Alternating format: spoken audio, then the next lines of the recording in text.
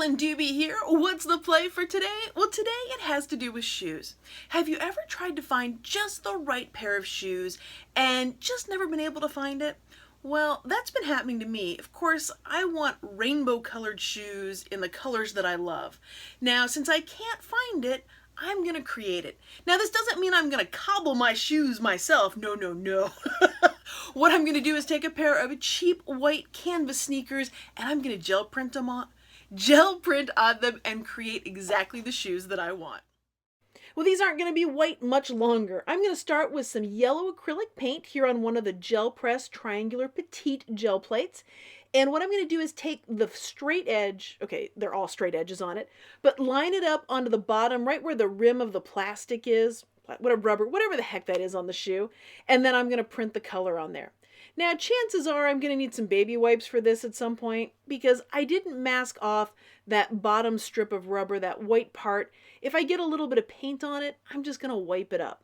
Now, it might be prudent for me to mask it off or that kind of thing, but seeing as how paint does not stick to that rubber very well, it's not worth masking it off to me. So I'm just going to take the risk and wipe up anything that happens to go where I don't want it to.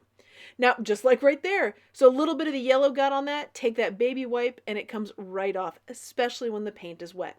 One of the nice things about using one of the petite gel press plates for this is that you can really bend it, flex it into little areas and places.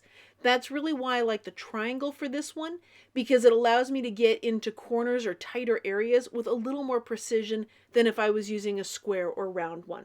Now I'm also just going to work it in there. You can see how it's flexible in the hand, so it's just easy to get color in different places. When speaking of color, what is this fancy paint that I'm using? It's nothing fancy at all. It's plain old acrylic paint.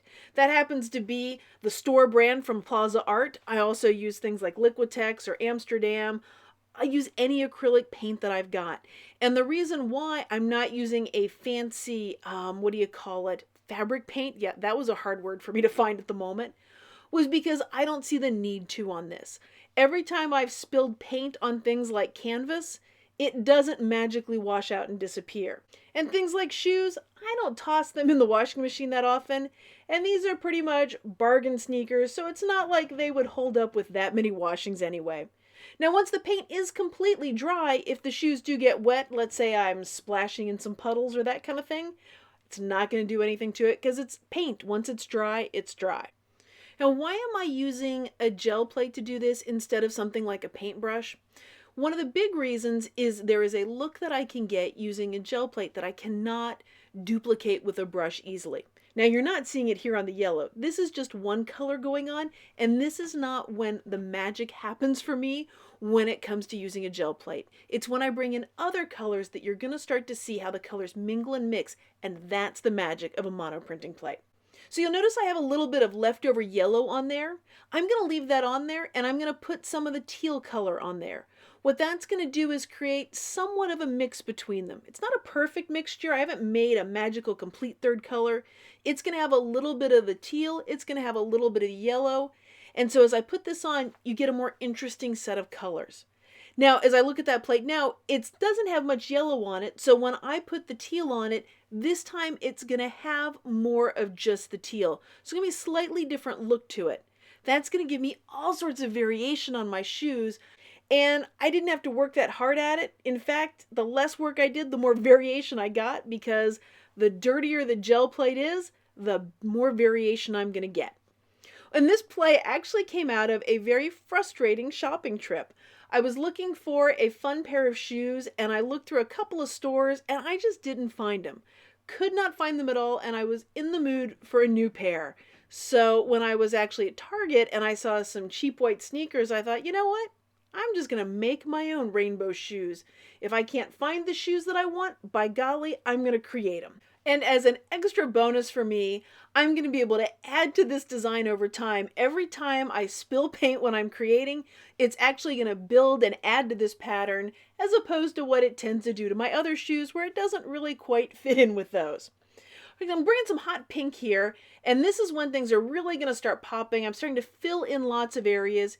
You'll notice that just because I'm using a triangular shape of a gel plate doesn't mean that everything that I'm printing is creating a triangle. I might print on just part of it here and there, or to fill in gaps or any kind of openings or spaces, that kind of thing. Little bits of the white will still show, but not a whole lot of it. You know how I am about that white space. I'd rather cover it up with color. And I wanted to cover up the white space on those tongues, and I worked kind of hard at this. Yes, this is my version of working hard, but really most of it is going to be covered up by the shoelaces once I put those in there. But still, to cover up that white space made me feel good. I even painted the bottom of this shoe. Well, part of the bottom of the shoe, and I wasn't exactly painting it. I was using it on a gel plate for the pattern that was on it, and paint ended up sticking to the shoe. I'm sure over time that paint will wear off, but it is kind of fun to know that the bottom of my shoe has a little bit of paint on it too. Now, if you're new to using gel plates, they do amazing things with paper, and I've got a getting started making your first gel print video for you to make it a little bit easier for you to understand how these work and what you need to get started. And you can use the link down below to check that out.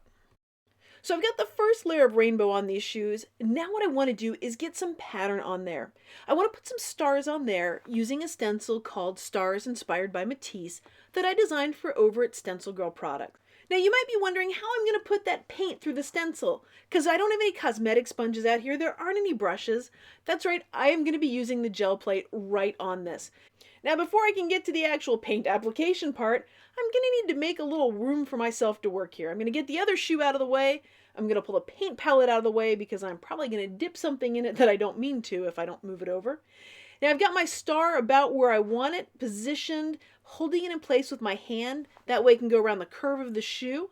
And then I'm going to apply the paint directly with that gel plate. So very much the way you'd use a cosmetic sponge, only this time I'm going to use the plate. Now, why am I doing a plate instead of a sponge? What makes it so much more fun to do it this way? Well, a couple of reasons. One, it's what I have right next to me, and I'm a strong believer in whatever's within arm's reach is the best thing for me to use. The other thing is it's going to continue to give me more of a look like what the first layer is, because the same way that the colors would mingle and mix around a little bit, the same way it ended up with that fun painterly mingling of colors, that's going to happen as I'm stenciling too. And the result is going to be a pair of shoes that are exactly the colors that I wanted. Now, I will admit that these are not exactly high fashion. You probably won't see this on a New York runway at Fashion Week, but this to me is paint couture. So not only do I get to have the fun making it, I get to be reminded of that fun every time that I wear it. Now I wanted to have an all-over pattern with the stars, so to give it more of that look, I'm going to make sure that some of the stars are hanging off the edge, so it's only part of the star on there. I'm going to put little stars in places, big stars in places, just looking for a whole lot of variety here, just a whole bunch of stars all over the place. Now this may come as a surprise to you, but the other shoe is done the exact same way. Well, not the exact same way. It's the exact same process, but whenever doing things with a mono printing plate, no two things are ever exact. I mean, after all, it's mono printing. You can only get one print exactly like that. But anyway, back on to point here. The fun for this video is just about to wrap up, but the fun doesn't need to end here. I've got lots more stuff for you over on my blog at acolorfuljourney.com, including my newsletter that has a downloadable video and PDF waiting for you. And here are both of the shoes finished up, ready to be laced up. Thanks so much for joining me for today's play, and thanks for letting me be a part of your colorful journey.